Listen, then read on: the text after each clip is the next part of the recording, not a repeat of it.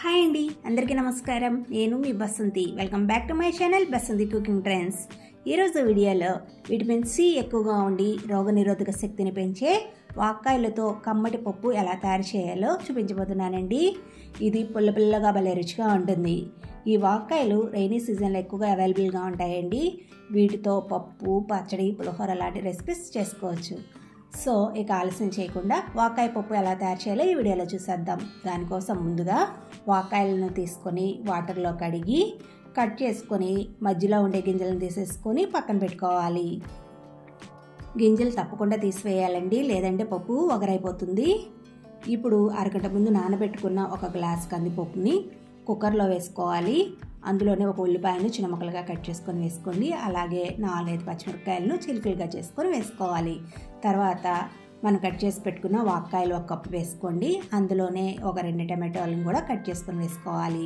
1 glass కందిపప్పుకి 3 గ్లాసుల water పోసుకోవాలండి.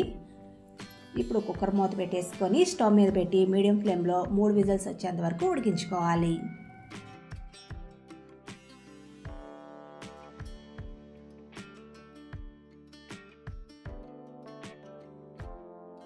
Pressure పోయిన తర్వాత మూత ఓపెన్ చేసి చూడండి. పప్పు చక్కగా ఉడికిపోయింది కదా. ఇప్పుడు అందులో 1/2 స్పూన్ పసుపు, రుచికి సరిపడినంత ఉప్పు, 2 టీ స్పూన్ల కారం వేసేసుకొని పప్పు గుత్తితో కానీ స్మాషర్తో కానీ మెత్తగా మెదుపుకొని పక్కన పెట్టుకోవాలి.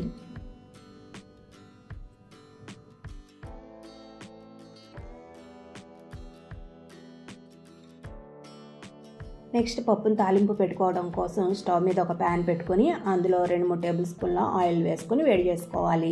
ఆయిల్ వేడైన తర్వాత 1 టేబుల్ స్పూన్ పోపు దినుసులు వేసుకొని వేయించుకోండి. అందులోనే ఒక 6-7 వెల్లుల్లి రెబ్బలను పొట్టు తీసి వేసుకోవాలండి. అలాగే 1 టేబుల్ స్పూన్ ఆనియన్ ముక్కలు కూడా వేసుకొని వేయించుకోండి. తర్వాత 2 ఎండుమిరపకాయలను తుంచి వేసుకోండి. తర్వాత చిటికెడు ఇంగువ వేసుకోవాలి.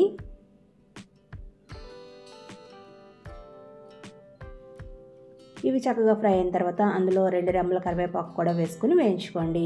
ఇప్పుడు మనం ముందుగా ఉడికించుకున్న పప్పును ఈ పోపు మిశ్రమంలో వేసి అంతా మిక్స్ అయ్యేటట్లు బాగా కలుపుకొని మరో 2 నిమిషాల పాటు ఉడికించుకొని స్టవ్ ఆఫ్ చేసుకోండి. అంతేనండి, పుల్ల పుల్లగా కమ్మకమ్మగా ఉండే వాక్కాయ పప్పు రెడీ.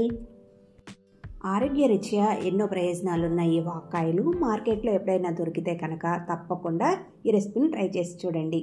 ఓకే ఫ్రెండ్స్, ఈ వీడియో కనుక నచ్చినట్లయితే లైక్ చేయండి, షేర్ చేయండి. మరిన్ని టేస్టీ రెసిపీస్ కోసం మన ఛానల్ను సబ్స్క్రైబ్ చేసుకోండి. Thank you for watching this video.